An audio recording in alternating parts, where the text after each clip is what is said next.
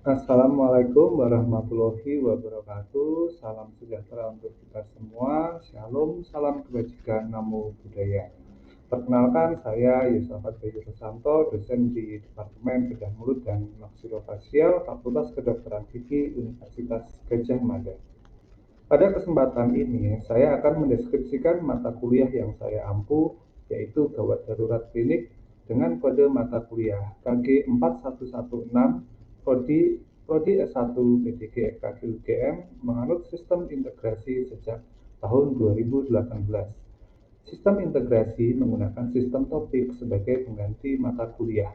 Gawat darurat klinik merupakan topik integrasi yang dilaksanakan pada semester 7 dengan beban sebanyak 3 SKS. Metode pembelajaran pada topik ini meliputi kuliah 2 SKS dan praktikum 1 SKS. Pembelajaran topik ini mencakup etiopatogenesis, penegakan diagnosis, dan perencanaan perawatan gawat daruratan pada praktek dokter gigi. Saya menggunakan metode DIA atau Delivery Interaction and Assessment dalam membawakan kuliah ini. Yang pertama adalah delivery. Saya mengemban tugas sebagai penanggung jawab topik gawat darurat klinik atau GDK sejak pertama kali topik ini diadakan. Saya harus mengembangkan topik GDK dari nol, termasuk memilih dosen pengampu materi, menentukan materi yang harus diajarkan oleh dosen, membuat jadwal kuliah, mengadakan kontrak kuliah dengan mahasiswa, mengkoordinasi pembuatan modul kuliah, dan skill lab, hingga menyusun RPKPS. Topik GDK melibatkan 18 dosen dari 6 departemen yang berbeda-beda. Tentu bukan hal yang mudah untuk mengkoordinasi banyak dosen yang semuanya bahkan lebih senior daripada saya. Saya menggunakan LMS atau Learning Management System yang sudah dikembangkan oleh UGM, yaitu ELOK atau E-Learning Open for Knowledge Sharing. Materi kuliah, kontrak pembelajaran kuliah, hingga buku referensi saya upload di ELOK sehingga mahasiswa dengan mudah dapat mengaksesnya kapan saja dan di mana saja. Topik gawat darurat sudah memiliki RPKPS yang detail menyesuaikan CPL atau capaian pembelajaran lulusan yang telah ditentukan prodi berdasarkan SKDGI atau Standar Kompetensi Dokter Gigi Indonesia yang telah ditetapkan oleh KKI atau Konsil Kedokteran Indonesia. Dari RPKPS tersebut diturunkan menjadi berbagai CPT atau capaian pembelajaran topik dan beberapa sub-CPT dengan indikator yang jelas. Contohnya seperti yang pada slide ini adalah CPT materi dislokasi mandibula, lengkap dengan indikator sesuai dengan taksonomi Bloom. Yang kedua adalah interaction. Topik gawat darurat klinik memanfaatkan ELOK sebagai sarana pembelajaran. Metode perkuliahan berupa tatap muka, baik daring maupun luring, sinkron maupun asinkron, menyesuaikan kondisi pandemik COVID-19 dari Satgas COVID-19 Fakultas Kedokteran Gigi. Materi kuliah menggunakan flip learning, di mana mahasiswa dapat mengakses materi pembelajaran sebelum kuliah dilangsungkan. Media pembelajaran tersedia Zoom, Webex, dan juga Google Meet. Ini adalah beberapa kegiatan kuliah daring asinkron dan sinkron yang telah dilaksanakan. Berikut adalah kegiatan praktikum BLS atau Basic Life Support yang diadakan secara luring.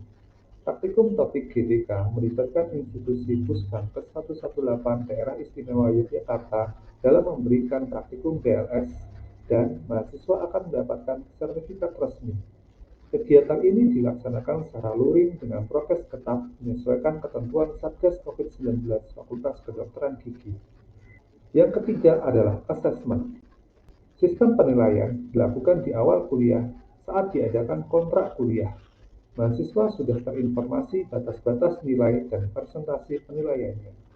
Praktikum yang merupakan kemampuan psikomotor memiliki porsi 40%, melebihi kemampuan kognitif berupa ujian topik dan ujian akhir semester yang masing-masing adalah 30%. Penilaian dilakukan secara real-time dengan LMS ELOK, sehingga begitu dosen menginput nilai, mahasiswa bisa langsung mengetahuinya, termasuk nilai akhir hurufnya seperti A, B, atau C, dan seterusnya. Topik GDK hingga saat ini telah menghasilkan modul kuliah, modul praktikum, dan RPKPS yang diketahui setiap tahunnya. Hingga saat ini, ketiga hal tersebut sudah dilakukan pembaruan 3 kali secara rutin setiap tahunnya. Selain itu, topik GDK telah menghasilkan Memorandum of Understanding atau MOU dengan Pusplam ke-118 DIY yang diperbarui setiap 2 tahun. Topik GDK juga telah memberikan lebih dari 450 sertifikat PLS resmi yang dipergunakan untuk bekerja di rumah sakit, baik sebagai koas maupun dokter gigi setelah lulus. Kuliah ini juga telah menghasilkan model studi untuk simulasi penata laksanaan replantasi gigi avulsi dan model insisi abses gingiva yang dipergunakan oleh mahasiswa S1. Model ini sedang dalam proses pendaftaran paten. Ya, sekian sedikit pemaparan deskripsi mata kuliah gawat darurat klinik yang saya kelola. Selanjutnya, mari kita simak cuplikan proses pembelajarannya. Praktikum tentang mandibular dislocation. Nah, di sini saya Dr. Gigi Yosafat Bayu Rosanto selaku dosen pembimbing kelompok ini akan memberikan kalian mini lecture. Nanti akan ada beberapa pertanyaan dari saya dan juga nanti saya akan beri kalian kesempatan untuk bertanya. Nah, untuk kontak saya nanti kalian mungkin beberapa sudah tahu ya, bisa lewat Instagram drg.yosafat atau lewat email yosafatdr@ugm.ac.id, dan juga beberapa lecture-lecture atau kuliah saya record dan saya upload di YouTube Yosafat Bayu. Nah, sebelum kita tahu tentang mandibular dislocation, kita perlu tahu komponen-komponen dari TMJ. Jadi, TMJ itu adalah sendi yang paling aktif di antara semua sendi. Tidak ada sendi lain yang seaktif dari sendi TMJ, mau itu sendi kaki, sendi tangan, maupun sendi leher, maupun tulang belakang, sendi-sendinya itu tidak ada yang aktivitasnya itu lebih banyak daripada TMJ. Bayangkan kita ngomong saja TMJ kita bergerak, kita bicara saja TMJ kita bergerak. Jadi TMJ ini merupakan sendi yang paling aktif dan otomatis dia paling banyak mengalami gangguan. Yang paling sering itu tentu saja anterior displacement atau width reduction atau biasa dengan gejala clicking. Nah, mungkin untuk refreshing anatomi ya, nanti dari adik-adik coba sebutkan ya, apa saja komponen TMJ. Izin menjawab, dokter. Ya, silakan. Ada processus condylaris, ada eminentia articularis, ada fossa glenoidalis, terus ada discus articularis, dokter. Ya, jadi sesuai yang disebutkan Ampiwira tadi ya, kita harus paham dulu anatominya, yaitu ini processus condylaris, dan juga ini eminentia articularis, dan juga ini fossa articularis, dan juga discus articularis. Nah, selain itu tadi yang 4 ini sudah disebutkan Ampiwira, ada lagi 2 lagi yang mungkin belum ya, itu ada cairan sinovial. Jadi cairan sinovial itu melandasi antara discus articularis dengan komponen tulang, yaitu dengan fossa dan juga dengan fossa dan juga dengan condyle. Dan satu lagi yang mungkin masih jarang diketahui orang itu adalah ini, retrodiscal tissue. Seperti namanya, tissue itu jaringan, dis itu diskus, retro itu belakang. Jadi jaringan di belakang diskus. Nah, ini adalah jaringan komponen dari sendi TMJ yang paling banyak inervasi dan juga vaskularisasinya. Jadi kalau ada nyeri TMJ, yang paling merasakan respon nyeri itu adalah retrodiscal tissue ini, karena dia yang paling banyak inervasinya. Nah, jadi misal ketika kita membuka mulut, jadi nanti kondel ini akan bergerak ke depan sampai ke batas eminensia. Nah, nanti diskus articularis ini juga ikut bergerak ke depan, akan bergeser ke depan, sehingga kalau itu ada pergeseran yang berlebihan, akan menarik retrodiscal tissue yang banyak inervasinya tadi, sehingga menimbulkan nyeri. Itulah proses dari nyeri TMJ. Nah, ini proses buka mulutnya. Coba kalian siapa yang tahu perbedaannya antara ketika TMJ itu bergerak normal pada saat membuka mulut atau pada saat dislokasi TMJ? Izin menjawab, dokter. Ya, jadi ketika adanya dislokasi TMJ itu fossa condylarisnya dia bergerak terlalu berlebihan, bahkan sampai melebihi bagian depan dari eminentia articularis. Seperti itu, dokter. Ya, kalau normalnya gimana? Normalnya itu hanya sampai di eminentia articularisnya itu saja. Ya, betul ya, Andini ya. Jadi yang normal itu seperti ini ya. Di gambaran ini, jadi diskusnya itu sampai di puncak eminensianya. Tapi kalau dia terjadi dislokasi itu karena dia melewati dari eminensia ini. Nah, ini yang tadi kita tahu retrodiscal tissue ya. Jadi dia normal hanya tertarik segini. Bayangkan saja kalau dia misal tertarik sampai ke depan, otomatis pasti ada gejala nyeri yang dirasakan pasien itu karena retrodiscal tissue ini tertarik ke anterior. Sehingga tadi saraf-sarafnya itu menjadi teregang sehingga dia mengalami. Diagnosisnya jadi temporomandibular joint dislocation atau dalam bahasa Indonesia dislokasi sendi temporomandibular. Nanti untuk klasifikasinya ada yang akut, juga ada yang kronis, ada yang unilateral atau ada yang bilateral. Akut itu apabila itu terjadi pertama kali atau baru beberapa kali. Tetapi kronis itu kalau itu sudah terjadi berulang kali sering. Itu disebabkan karena ada kondisi kelainan anatomi yang tadi kita pelajari itu.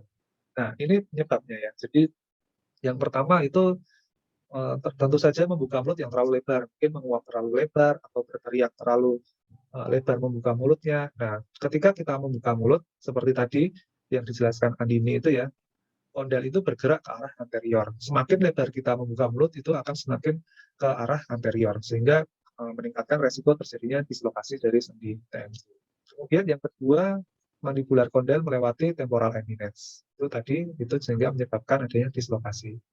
Yang ketiga itu ligamen temporomandibularnya sudah lemah atau kendor. Jadi kita lihat di anatominya tadi, di sini ada otot-otot dan juga ligamen yang menghubungkan komponen tulang.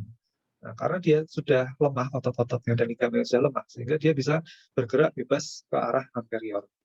Nah, kemudian sebab yang selanjutnya itu bentuk atau arsitektur dari eminensia itu rendah. Jadi kalau misal rendah seperti ini normalnya segini, tetapi dia kalau lebih rendah lagi, dia bisa menyebabkan kondel itu mudah sliding karena nggak ada ganjelannya. Itu yang menyebabkan temporomandibular disorder. Nah, kemudian yang keempat, gangguan neuromuskular dari mastikasi, terutama otot-otot pterygoid lateral. Kalau pterygoid lateral itu origoinsersinya di mana? Ada yang ingat? Insersinya aja di mana insersi? Insersinya ya jelas ya di sini ya. Insersinya ya di kondil.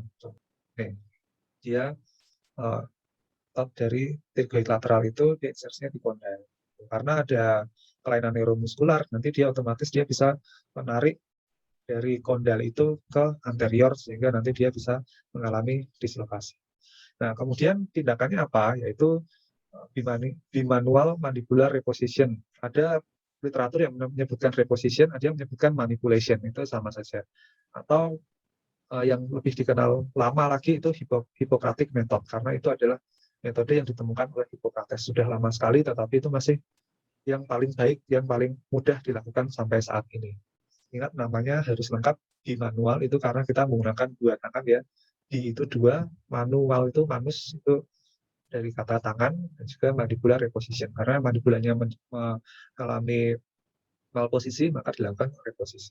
Nah, ini step by step-nya nanti akan kalian lakukan pada praktikum kali ini yang sangat komplit dan detail sesuai dengan checklist yang ada di buku praktikum. Yang pertama, ini membungkus kedua ibu jari dengan kasa. Jadi setiap kita sudah belajar ya di kuliah gawat darurat klinik ini, setiap kita mau menolong orang, yang pertama harus kita lakukan adalah mengamankan diri kita sendiri.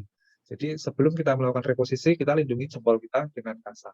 Kalau nggak ada kasa, ya bisa gunakan kain apa saja. Nah, kemudian yang penting ini memposisikan kedua ibu jari yang sudah dilindungi oleh kasa di permukaan okusal gigi posterior. Ini ya, jadi posisi penolong atau operator itu dari depan, ibu jari itu di posterior, harus di gigi posterior, jangan di anterior. Nah, kemudian 4 jari lainnya, jadi pegang gini, jempol masuk ke dalam mulut, 4 jari lainnya ada di basis mandibula. Nah, kemudian gerakannya nanti yang jempol itu menekan ke bawah atau inferior, kemudian yang 4 jari lainnya itu mengangkat dagu. Jadi posterior gigi ditekan ke bawah, dagu diangkat ke atas, kemudian didorong ke belakang. Nah, kadang kalau pada pasien yang akut itu nggak perlu didorong, dia sudah begitu kita turunkan ke bawah, jempol turunkan ke bawah, ke 4 jari ke atas, itu langsung ketarik ke posterior dan nanti langsung pasien itu menggigit karena otot-ototnya langsung spasme. Nah, itu fungsinya kenapa kita harus melindungi tangan kita dengan kasa. Nah, kemudian setelah itu nanti kita bisa lakukan mobilisasi, imobilisasi atau fiksasi mandibula dengan Barton sling. Nah, itu sudah ada di video elok yang sudah saya sampaikan ya, itu nanti caranya seperti ini. Jangan sampai salah, ini kemarin layout UKMP 2DG keluar ya. Jadi banyak yang salah. Jadi kesalahan yang kemarin terjadi itu yang dilakukan fiksasi horizontal dulu. Jadi yang kepalanya ini dulu, itu salah. Karena kita mau bukan memfiksasi kepalanya, tapi kita memfiksasi dari kerahannya ini. Kemudian dikasihkan obat NSAID, bisa asamivrenamat, bisa ibuprofen, atau bisa kalidiklofenak. Nah, kemudian tentu saja setelah pasien pulang, kita edukasi. Barton sling itu digunakan selama 1-2 minggu. Kita juga ajarkan bagaimana pasien itu memakainya. Jadi bukan hanya kita pakaikan, tapi kita ajarkan bagaimana cara memakainya. Supaya nanti kalau pasien kan nggak mungkin pakai terus, pasien kan ada waktu mandi, itu kan juga perlu dilepas, harus dipakai lagi. Kemudian minum obat bila nyeri dan hindari makan keras. Kemudian hindari juga membuka mulut terlalu lebar. Tapi gimana kalau misal kita menguap, itu kan refleks ya. Jadi kalau menguap itu ditahan dagunya, jangan menguap terlalu lebar gitu ya. Nah, ini referensi yang saya ambil itu dari waktu Malamed, Little, dan juga Balaji. Nanti bisa kalian akses di. Nah, sekian dari saya. Ada pertanyaan? Halo, permisi dokter, apakah suara saya bisa terdengar? Ya, Alifa, silakan. Saya izin bertanya dok, untuk yang metode Hippocrates tadi, apakah ada kemungkinan terburuk ya dok, misal terlalu kencang menarik ke bawah atau apa? Terima kasih. Ya, okay. Terima kasih atas pertanyaan Arifah. Jadi kalau metode Hippocrates itu sebenarnya metode yang paling aman ya. Jadi ya kita sekuat-kuatnya kita nggak akan bisa sampai melepas rahangnya itu ya. Jadi dan itu nggak sesulit yang kalian bayangkan. Jadi nanti cukup sering sih kasus ini di IGD. Di klinik juga saya pernah menanganinya.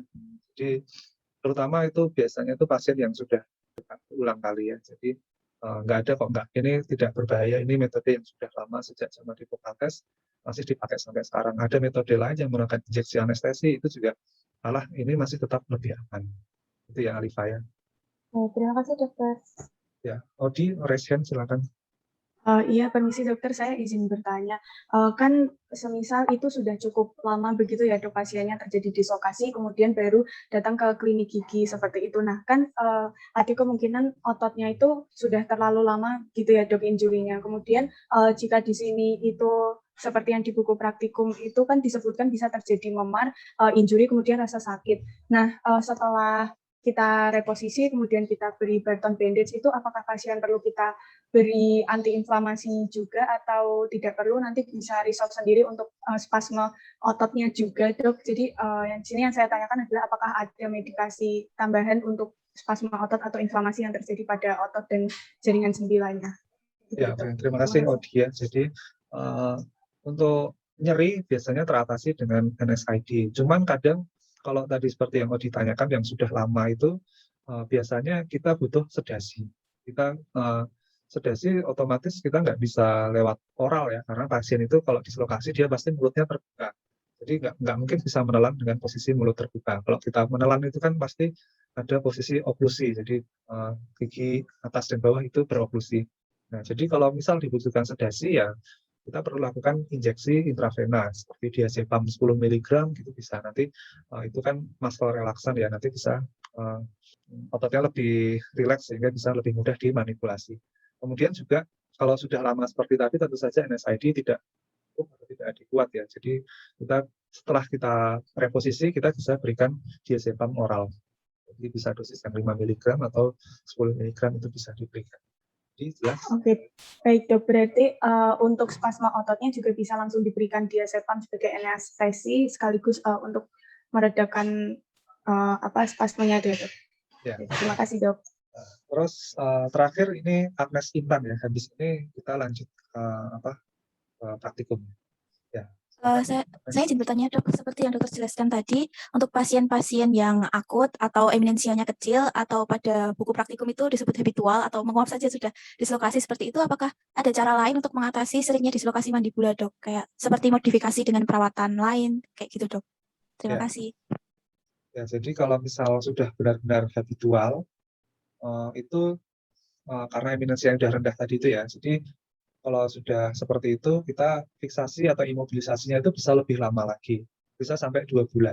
Pasien diimobilisasi Barton sling selama 2 bulan supaya struktur ototnya bisa kembali, struktur memori neuromuskularnya juga bisa kembali, sehingga itu mencegah kambuhan.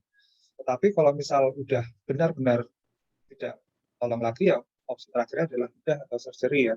Itu bisa dilakukan pemotongan ototnya atau pemendekan jaringan retrodiskal tadi. Itu kan karena jaringan retrodiskalnya sudah mulur sehingga tidak mampu menahan pergerakan rahang mandibula itu ke anterior, sehingga itu bisa dibuka, kemudian dioperasi, dipendekkan. Tapi itu jarang sekali dilakukan ya, karena itu cukup beresiko tinggi, karena kita tahu sendiri di preaurikular atau di sekitar sendi itu ada hemaritas rami ya, itu nanti kalau misal terkena saraf di situ bisa menyebabkan distalsi atau paralisis wajah. Jadi itu benar-benar opsi yang terakhir, dan kalau misal itu sudah dirasa sangat mengganggu pasien, kalau misal kadang kalau pasiennya sudah kronik gitu sekali, dia bahkan sudah bisa tahu mereposisi mandiri. Jadi dia pakai tangannya dari depan itu dia bisa mereposisi mandibulanya sendiri. Ada pasien yang kayak gitu. Itu ya Agnes ya. Ya, baik dok, terima kasih banyak dok. Ya, oke, terima kasih. Sekarang kita lanjut untuk prakteknya ya. Nanti Halo, permisi dokter, saya ya, izin silakan. bertanya. Ini kan ada yang kasa steril ini berarti tidak digunakan ya dok dalam praktikum ini? Bukan, itu pakai yang kasa gulung ya. Pakai yang ini Ya, saja itu ya dok pakai yang berarti? itu. Pakai itu, betul. Ya, baik. Makasih dok. Ya, Permisi dokter, izin memastikan. ya. Berarti yang digunakan untuk menggulung jari itu ini, terus yang buat fiksasi nanti juga ini ya dok? Bukan, elastic bandage-nya. Yang kayak perban coklat itu. Oh, berarti cukup. Oh, berarti yang Ya, fortil itu tuh, Anissa, betul tuh. kalau di video itu ada yang fortel itu pakai Ya, kasa itu berarti tidak yang fortel dipraktekkan pakai dok? ini, pakai kasa. Kan ada dua macam Ini nanti juga fiksasi. dipraktekkan? Ya, Iya. Oh, berarti nanti yang pakai yang Barton dulu baru yang fortel. ya, betul. Oh, iya. Terima kasih dok.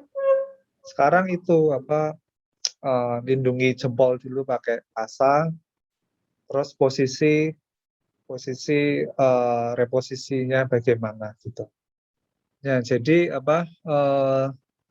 pasiennya atau probandusnya itu duduk, operatornya berdiri ya. Jadi misal pasiennya duduk seperti ini, menghadap ke samping gini, terus operatornya dari depan ya itu adiba dan pasangannya udah pasiennya ngadep samping.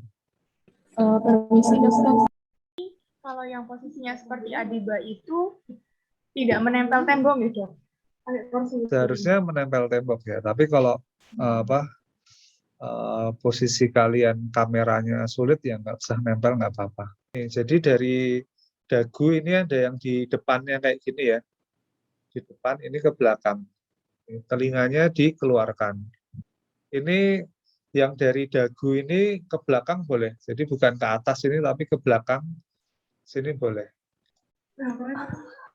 Permisi dokter, ini Siapa ya ini? Audi dok, izin Oh iya, bertanya. Audi. Gimana? Kalau yang digambar itu tidak ada yang di depan dahi ya dok ya, berarti nanti ini ditambahin dok. Itu Yang di depan dahi ada, yang horizontal. yang di contoh gambar yang di buku praktikum itu dok. Oh iya, Oh iya. Ya, pakai yang di dahi juga. Oh iya dok. Baik, makasih dok. Coba Agnes Intan pasiennya hadap sini coba. Itu yang di depan dagu sini belum ya. Jadi pertama kan dari sini ke atas, terus melingkari dari sini terus ke depan melingkari. Nanti sampai sini ke dagu lagi, tapi di depan, bukan di bawah sini. Tapi di depan sini, terus ke belakang, lewat bawah telinga. Coba Azarina mendekat lagi coba, kurang jelas. Mendekat lagi ke kamera. Nah, itu kurang ya. Jadi dagunya kayak cicinya ini loh. Jadi di bawah bibir. Ya Agnes ya ke belakang ya, ke belakang. Nah, itu Agnes betul tuh ya. Ya, situ betul.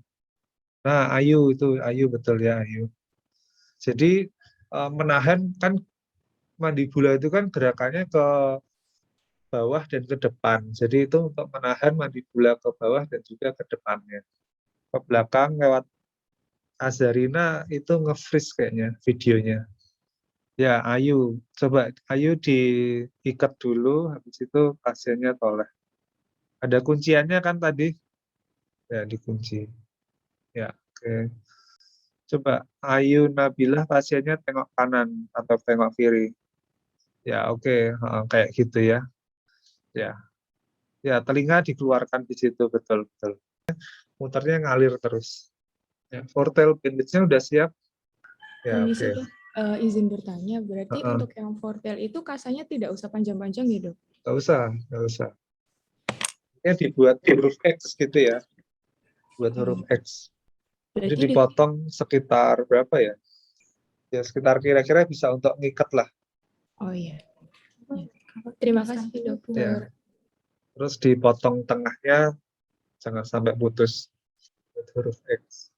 Nah ya, Odi udah oke ya itu ya. Ya oke. Permisi dokter, ini apakah sudah benar ya dok untuk yang samping dan belakang? Ya udah oke. Udah oke.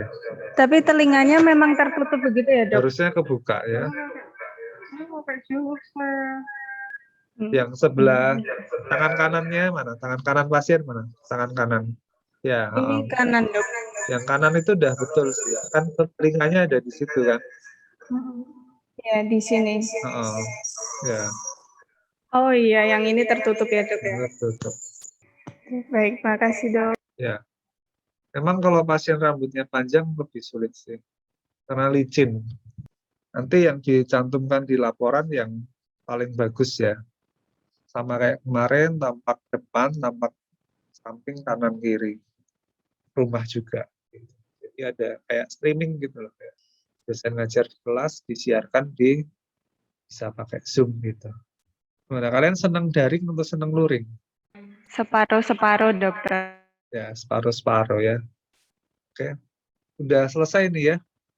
Ada pertanyaan nggak untuk praktikum ini? Udah cukup ya?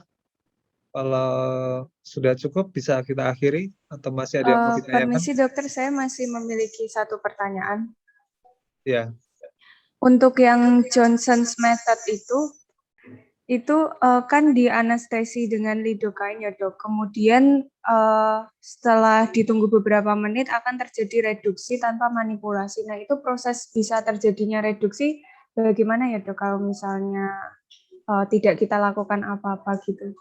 Oh ya, Atau itu misalnya juga. muscle-nya tiba-tiba relax kembali, kemudian langsung kembali ke posisi semula atau bagaimana ya dok mekanismenya? Terima kasih dok. Ya, untuk Johnson method itu kan pakai anestesi. Jadi itu biasanya untuk dislokasi mandibula yang akut, yang pasien ada nyerinya. Jadi dengan kita menginjeksikan lidocaine, itu kan kita memutus transmisi nyerinya. Jadi karena tidak nyeri lagi, otomatis pasien terjadi relaksasi dari muskulus-muskulus di TMJ-nya itu, sehingga nanti otomatis karena dia sudah nggak sakit, otomatis pasien akan rileks, muskulusnya rileks, dia bisa reposisi secara otomatis. Ya, baik, terima kasih banyak dok. Ya, sama-sama ya. Yang paling sering dipakai ini sih, yang Hippocrates ini metode paling jadul, tapi masih paling belum ada yang mengalahkannya. Paling ditambah dengan sedasi, diazepam, intravena gitu kalau masih sulit. Ada lagi pertanyaan? Udah cukup jelas ya? Ya, kalau sudah cukup jelas, kita akhiri. Tadi udah ya, presensi ya. Ya, kalau sudah presensi dan sudah jelas, bisa kita akhiri pertemuan kali ini. Mudah-mudahan bermanfaat untuk kita semua. Ya, saya akhiri, saya leave room. Tetap jaga jarak, jaga kesehatan ya. Oke, makasih. Terima kasih. Terima kasih. Terima kasih dok. Ya.